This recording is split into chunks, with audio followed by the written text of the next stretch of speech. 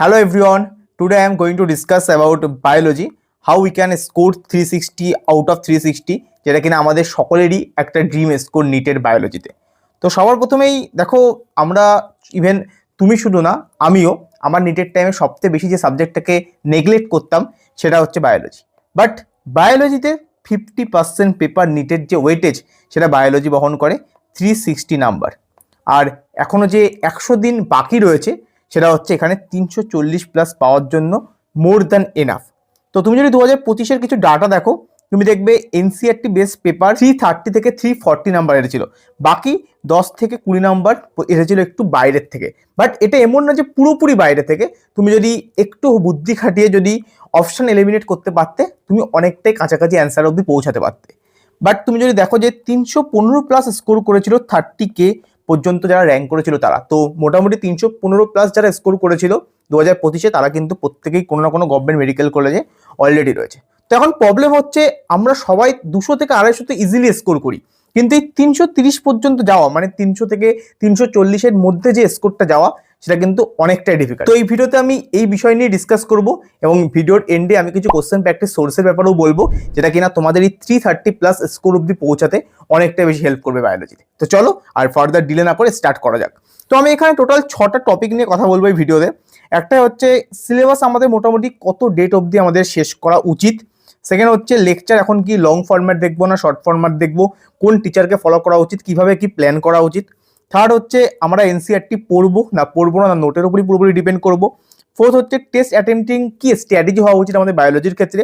Fifth হচ্ছে আমাদের revision কিভাবে করতে হবে বায়োলজি, এবং সিক্স হচ্ছে কোথার থেকে আমরা কিভাবে কোশ্চেন প্র্যাকটিস করবো বায়োলজির ক্ষেত্রে। তো চলো one by one let's discuss. সবার প্রথমে হচ্ছে সিলেবাস মোটামুটি কত তারিখের মধ্যে শেষ করা উচিত। তো আমি মনে করি যে ফেব্রুয়ারি এন্ড সিলেবাস যে করে হোক শেষ করা উচিত। তাও তোমরা যে প্ল্যাটফর্মে পড়ছো না কেন, যদি ইয়ার লং তোমরা কোনো জায়গায় পড়ো তোমরা দেখবে যে ফেব্রুয়ারি মিড মানে 14 to 15 ফেব্রুয়ারিতে তোমাদের সিলেবাস শেষ হয়ে যাবে। বাট যাদের কিছু ব্যাকলগ রয়েছে, আমি মানছি যে 5-10টা চ্যাপ্টার অনেকেরই ব্যাকলগ থাকে, তো কোনো ব্যাপার না, এটা কনসিডার করাই যায়। তো তারা ম্যাক্সিমাম ফেব্রুয়ারি এন্ড অব্দি যাবে, তার বেশি কে করেই হোক যেন না যায়, ঠিক আছে। নেক্সট হচ্ছে টিচার। তো যারা অলরেডি কোনো ব্যাচে এনরোল হয়েছে খুব ভালো করে পড়ছো বছরের শুরু থেকে, তাদের টিচার চেঞ্জ বা টিচার নিয়ে কিছু ভাবার দরকার নেই, যেটা পড়ছো সেটা ঠিক আছে। বেশি টিচার চেঞ্জ করে কোনো লাভ হয় না, আলটিমেটলি নিজেকেই পড়তে হয়, বারবার করে এনসিআরটি রিভিশন করতে হয়। তো যেটা পড়ছো সেটা ঠিক আছে, বাট যদি কারোর ব্যাকলগ থেকে থাকে মোটামুটি 5 থেকে 6টা চ্যাপ্টার বা 10টা চ্যাপ্টার ব্যাকলগ রয়েছে, তাদের ক্ষেত্রে আমি বলবো সেই 10টা চ্যাপ্টার অবশ্যই এখন আর এমন টাইম নেই যে লং ফরম্যাট ভিডিও দেখবে, এক্সেপ্ট কিছু চ্যাপ্টার রয়েছে আমি বলছি। মেনলি এখন যেটা করা উচিত সেটা হচ্ছে সেই যে 8-10টা চ্যাপ্টার তোমাদের ব্যাকলগ রয়েছে সেটা হচ্ছে ইউটিউব থেকে অনশট দেখা উচিত। তো এই ক্ষেত্রে তোমরা কি প্রেফার করবে, আমি অবশ্যই বলবো জুলজির ক্ষেত্রে তোমরা এমডি স্যারের লেকচার দেখতে পারো, বেস্ট লাগে। আমি এমডি স্যারের কাছ থেকে পড়েছি, আমার কাছে খুব বেস্ট লেগেছে স্যারের লেকচার, খুব কনসাইজ ওয়েতে খুব সুন্দর করে তোমার ফ্লো চার্টের মাধ্যমে স্যার পড়ায়, তো খুবই হেল্পফুল হবে। এবং বোটানির ক্ষেত্রে অবশ্যই তরুণ স্যার, আমিও পড়েছি এবং বেস্ট আমার কাছে মনে হয়েছে বোটানির জন্য। তো অবশ্যই এই দুটো টিচার কাছে তোমরা প্রেফার করতে হবে। সেটা বিপিন স্যারের লেকচারও খুব ভালো, খুব কনসাইজ ওয়েতে স্যার পড়ায়, তো সেটাও তোমরা দেখতে পারো। অলরেডি বিভিন্ন প্ল্যাটফর্মে বিভিন্ন ইউটিউব চ্যানেলে রয়েছে, তো সেখান থেকে তোমরা দেখতে পারো।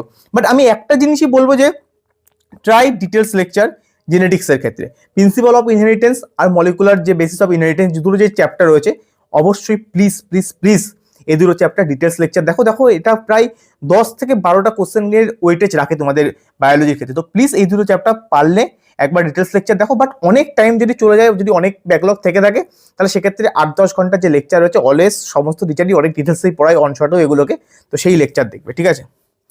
এবং অবশ্যই তরুণ স্যার লেকচার খুব ভালো রয়েছে, আমি এটুকু বলতে পারি কিন্তু এই দুটো চ্যাপ্টার ক্ষেত্রেও। তো তোমরা প্লিজ দেখো, আমি ইভেন না স্যারের কোনো প্রমোশন, বাট স্যার ভালো পড়াই বলেই বলেছি, আমি পড়েছি পার্সোনালি ওই জন্য।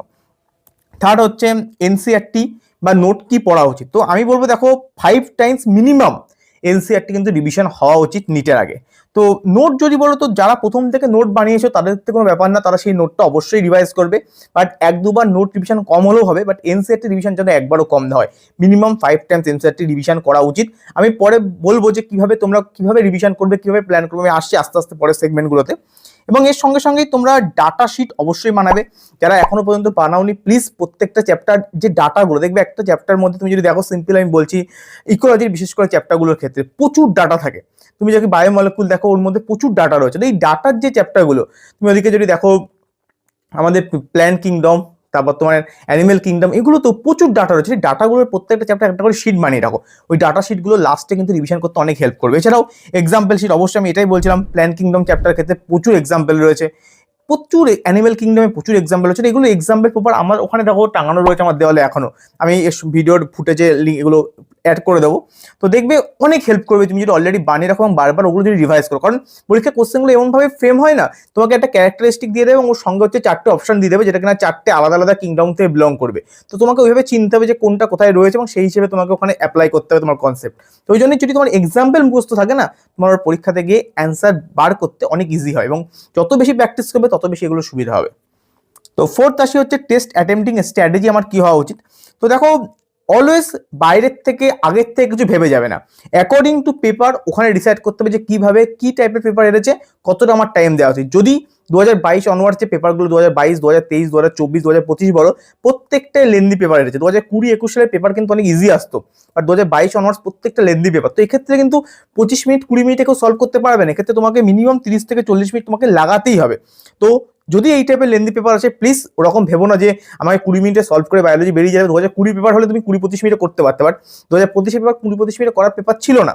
তো এক্ষেত্রে তোমাকে টাইম দিতে হবে, ঠিক আছে। তো আমি বলি যে এমন না যে প্রচুর টাইম দিচ্ছ, প্রথমে 40 মিনিট যাও যতটা হচ্ছে, এবং অবশ্যই এক্ষেত্রে বিভিন্ন লোকের বিভিন্ন রকম স্ট্র্যাটেজি হয়, কেউ আগে হচ্ছে বায়োলজি করে, কেউ আগে ফিজিক্স করে, কেউ আগে কেমিস্ট্রি করে, বাট মেজরিটির সঙ্গে আমি যাই বায়োলজি মেজরিটি আগে করে এবং আগেই করা উচিত। যদি বায়োলজি একটু কনফিডেন্টলি তুমি করতে পারো, তুমি ফিজিক্স কেমিস্ট্রিতে অনেক ভালো করে অ্যান্সার করতে পারবে। তো অবশ্যই 40 মিনিট প্রথমে বায়োলজি করো, তারপর ফিজিক্স কেমিস্ট্রি, যেমন ফিজিক্স কেমিস্ট্রিতে বেশি টাইম লাগাবে না, যেটুকু টাইম দরকার সেটুকু লাগাবে। তুমি বললে আমি পরে এই টাইপের একটা ভিডিও বানিয়ে দেবো কি করে টাইম মেনটেন করতে হয়, টাইম কি করে পরীক্ষা হলে কি স্ট্র্যাটেজিতে আমাকে চলতে, আমি বললে একটা ভিডিও বানিয়ে দেবো, তোমরা প্লিজ কমেন্ট করে জানিও।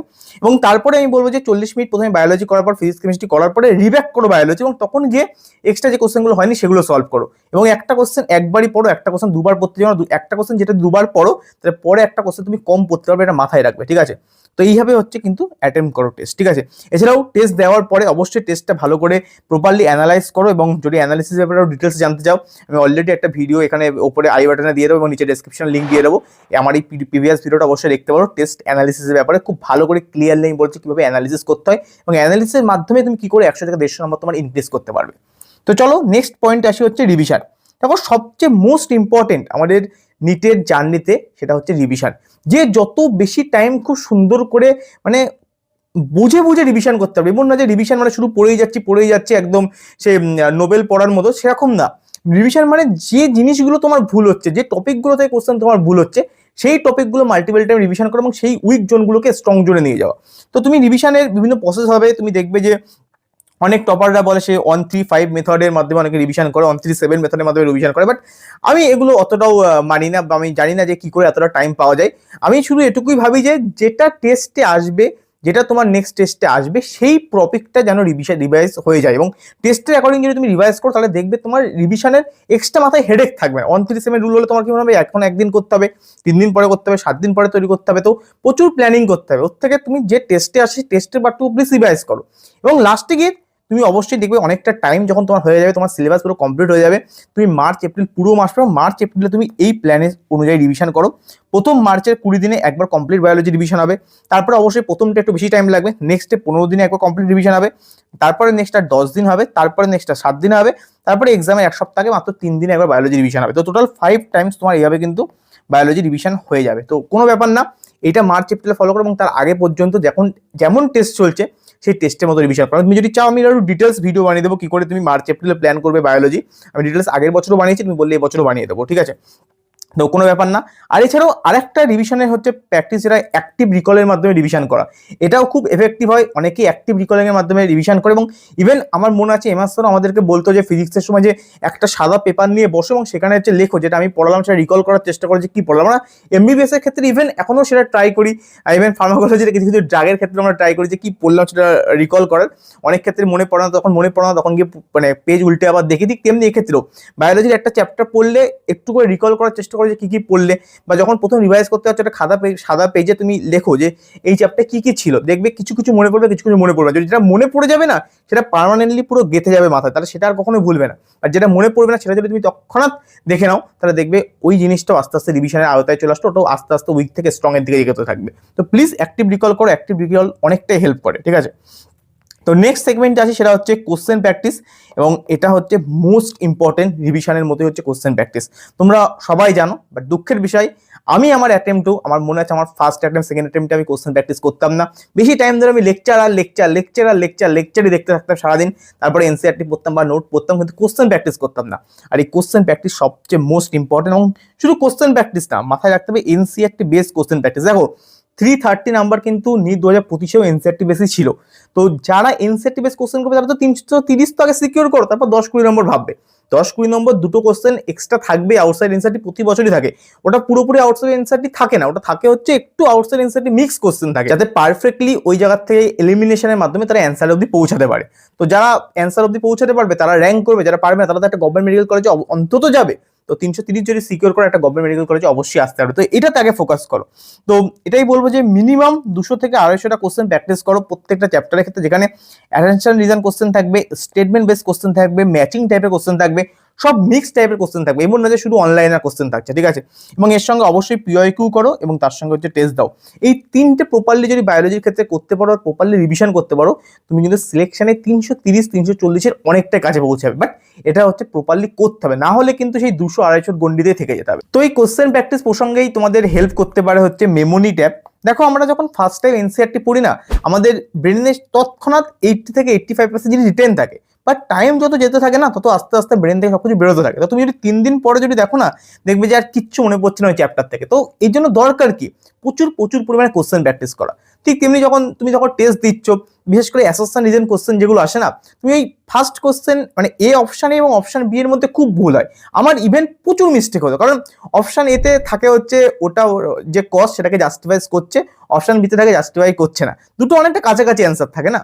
তো এই অ্যাসারশন রিজনের ক্ষেত্রে তুমি যত বেশি প্র্যাকটিস করবে, তোমার তত বেশি অ্যাসারশন রিজন কোশ্চেন কিন্তু তত বেশি আউটতে আসবে, যে কি করে করতে হবে, কি যে প্যাটার্ন, ওই প্যাটার্নটা তুমি ধরতে পারবে। ঠিক তেমনি যখন এনসিআরটির প্রচুর ডাটা, তো এই ডাটাগুলো তোমার বারবার এনসিআরটি পড়লেও মনে থাকবে না, তুমি যতক্ষণ না প্রচুর পরিমাণে ওই ডাটাগুলোর বেস কোশ্চেন প্র্যাকটিস না করছো। তো এই কোশ্চেন প্র্যাকটিসেই তোমাদেরকে হেল্প করতে পারে line by line NCERT question from memory tab, যেখানে তুমি ইউনিট ওয়াইজ কোশ্চেন পেয়ে যাবে, চ্যাপ্টার ওয়াইজ কোশ্চেন পেয়ে যাবে, এবং টপিক ওয়াইজ কোশ্চেন পেয়ে যাবে। প্রত্যেকটাই বায়োলজি, কেমিস্ট্রি এবং ফিজিক্স প্রত্যেকটার ক্ষেত্রেই রয়েছে। এই টপিক ওয়াইজ কোশ্চেন একটাই হেল্প হয়, যখন তুমি ধরো কোনো একটা টেস্ট দিচ্ছ, তো এই টেস্টে কোনো একটা টপিক থেকে তোমার নিশ্চয়ই মিস্টেক, মনে হয় যে পুরো একটা চ্যাপ্টার তুমি কিছু পড়ো না, এরকম কখনোই হতে পারে না।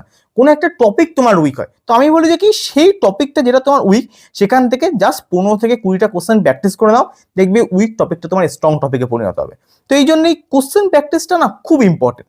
এবং এছাড়াও তোমার কোশ্চেন প্র্যাকটিস করলে সবকিছু ঠিকঠাক হলো, বাট প্রিপারেশন কিরকম রয়েছে সেটা যদি তুমি জানতে চাও, তুমি মেমোনিটের অবশ্যই ব্রহ্মাস্ত্র টেস্ট সিরিজটা একবার হলো ফলো করতে পারো। দেখো আমি পার্সোনালি ব্রহ্মাস্ত্র টেস্ট সিরিজটা দেখেছি, এবং এর কোশ্চেন না খুবই সুন্দর কোশ্চেন। এদের প্রত্যেকটা কোশ্চেন যেমন নতুন করে ফ্রেম করা, ঠিক তার সঙ্গে প্রত্যেকটা এনসিআরটি বেস কোশ্চেন, এবং 2025-এ যে টাইপের কোশ্চেন পরীক্ষাতে এসেছিল সেই টাইপেরই কোশ্চেন এখানে রয়েছে। এছাড়াও তোমরা এর সঙ্গে একটা এআই মিস্টেক বুকও পেয়ে যাবে, যেটা কিনা তোমাদের কি টাইপের ভুল হচ্ছে এআই ফিচার্সের মাধ্যমে সেগুলো কি করে স্ট্রং করা যায় সেখানে অনেক বেশি হেল্প করবে। তো listen, I am not saying that Memonit is the best app for the NEET preparation, but definitely এটা তোমাদের নিটের জার্নিতে, নিটের সিলেকশনের জার্নিতে অনেক বেশি হেল্প করতে পারে। দেখো আমি এরকমটাও বলছি না just go and buy right now, এরকমটাও না। তুমি জাস্ট নিচের লিঙ্ক রয়েছে, আমার পার্সোনাল রিকমেন্ডেশন, একবার ইনস্টল করো এবং দেখো যে কি টাইপের এদের ফিচার্স রয়েছে। আমি ডেফিনেটলি বলতে পারি এই ফিচার্সগুলো প্রত্যেকটাই তোমাদের নিটের প্রিপারেশন জার্নিতে অনেক বেশি হেল্প করবে। এবং তোমরা যদি তারপরে কোনো প্ল্যান নিতে চাও, আমার পার্সোনাল কুপন কোড সঞ্জিত20 ইউজ করতে পারো ফর এক্সট্রা ডিসকাউন্ট।